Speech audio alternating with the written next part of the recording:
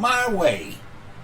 Some do argue, but nevertheless, there's only one creator. Only one. Only one creator of all things in all of this universe, things seen and unseen. Only one God that said, let there be light. And there is. Out of many man-made gods, one. Only one true God. But you know what? Our minds cannot grasp God. Because God is spirit, not man. We make images of God. We show pictures of God reaching down to man from heaven. That is not true. That's a painting by a man. We have images of the Son of God, the divine nature, human nature, with the divine spirit of God combined to one to be God with us, Emmanuel. But one would take the picture and would show it as a blonde, blue-eyed man, European man, as opposed to a man who really grew up in the Middle East. But who's to say which is which? Who's to say which is correct? We don't know.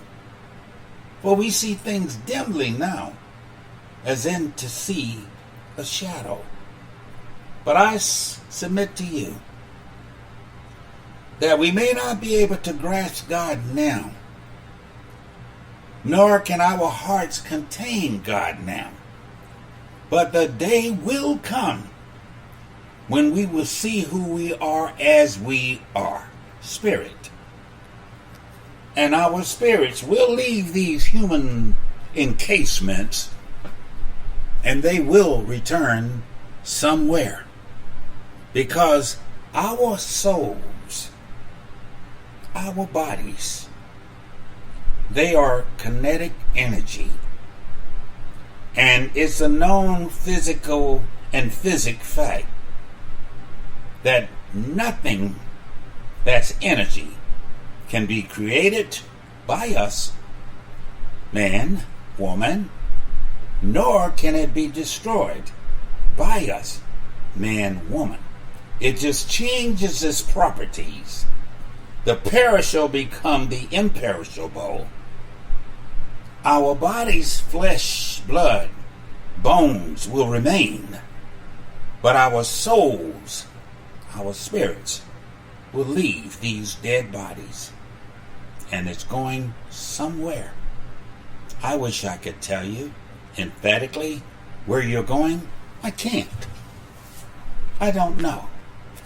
But I know that what I tried to teach, and I altered my theological training in order to conform to a more acceptable form of religion in America called Christianity for 40 years. For 40 years. With, of course, some time for backsliding, which I did. I'm not going to be so pious as to say that I always stayed on course. No. I backslid. But then my merciful Creator, my merciful God, by the grace of God, I was snatched out of the fire on numerous occasions and placed back on the solid rock. The foundation is taught by my blessed Messiah, Yeshua of Nazareth.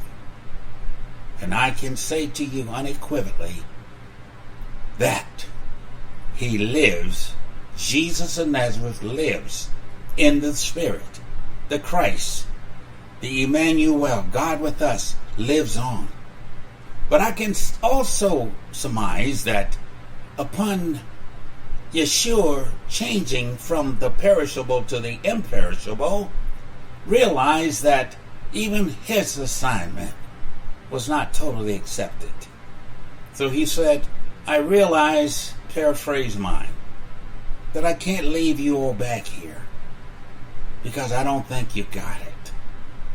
I'm going to ask the Father to send you a counselor, an interpreter, a comforter, someone to reveal the truth of what I've been teaching for 3 years and walking upon this earth for a total of 33 years, as best we know. This is what Yeshua may have been thinking. But I say to you that I've tried every form of religion, and once I embraced something that you probably cannot accept, black theology. I am a 75-year-old black man. And to those of you who don't know it, I am all black, inside and out. I bleed black blood. I sleep black dreams. I am a student, self-taught student of black liberation theology. Let me say it again. Black liberation theology, which refers to, by definition for most of you, it refers to a theological perspective which originated among African American seminaries and scholars. And I don't profess to be either of those, but I can say that I was exposed to it in some black churches in the United States and later in other parts of the world. And it's contextualizing Christianity. We tried to put it in context by saying that it is an attempt to help African descendants overcome oppression.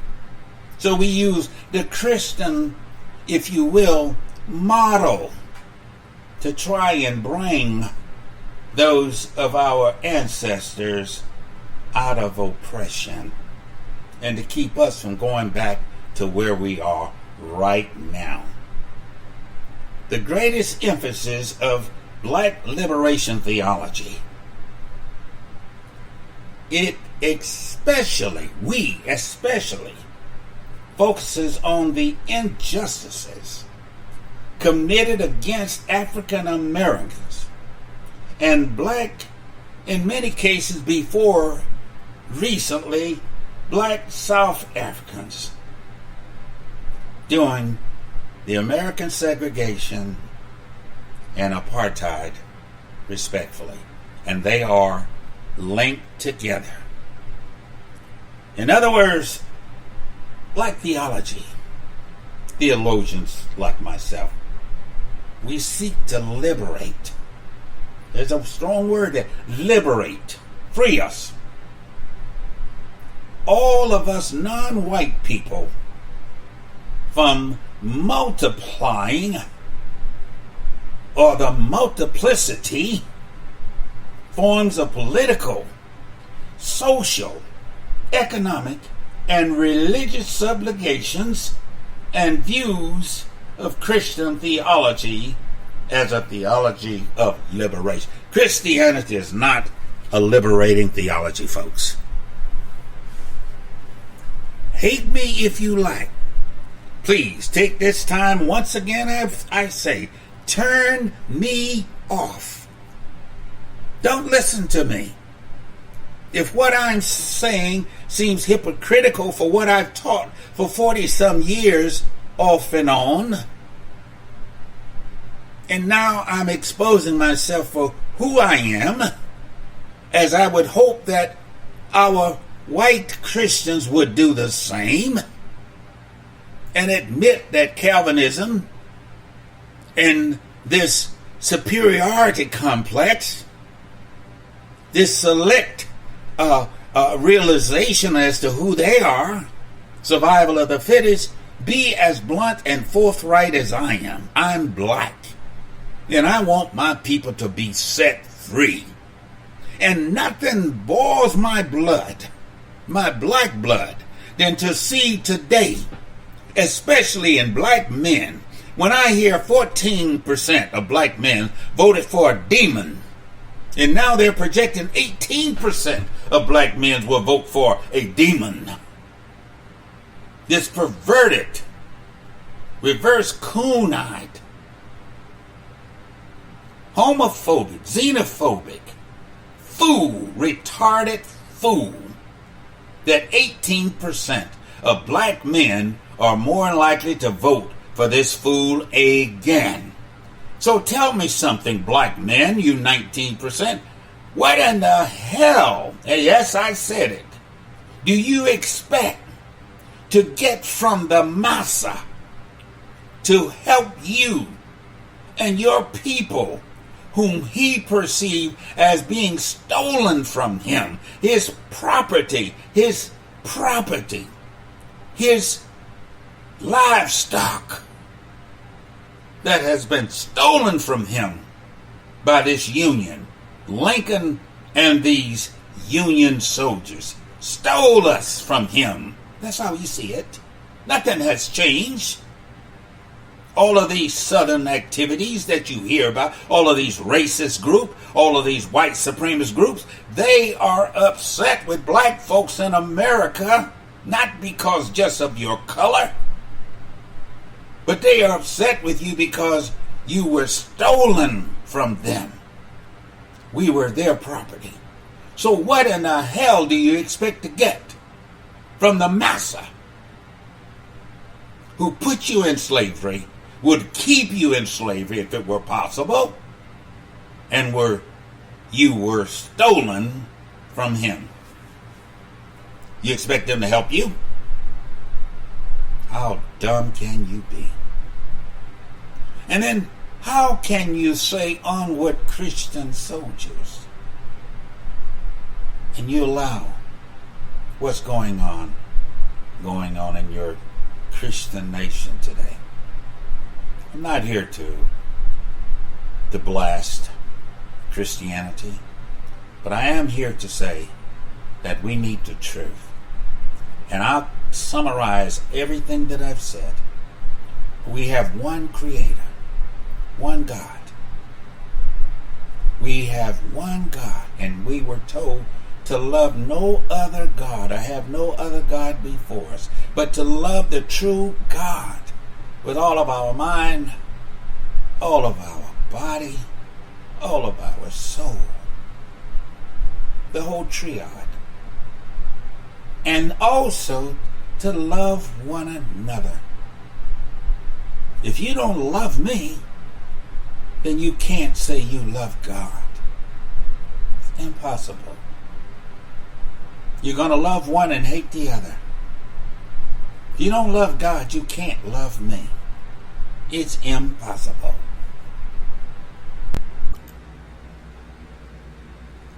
You can't say that you love me if you can't say without a doubt that you love God.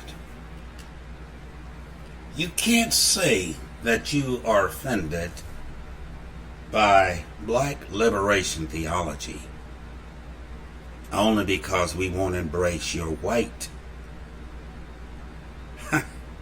theology. I could use a stronger word, but I'll just suffice it to say, you can't expect me to embrace your theology if you reject mine. I hold on to mine, and I respect you for holding on to yours.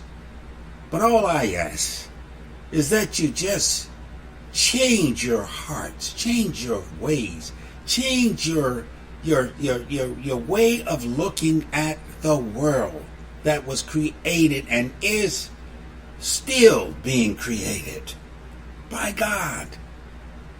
And to say that I am going to change. Your religion teaches that I taught that you've got to repent, you've got to turn, change your ways. Seek the only source of the truth is the Spirit of God that is in the earth today, the Holy Spirit.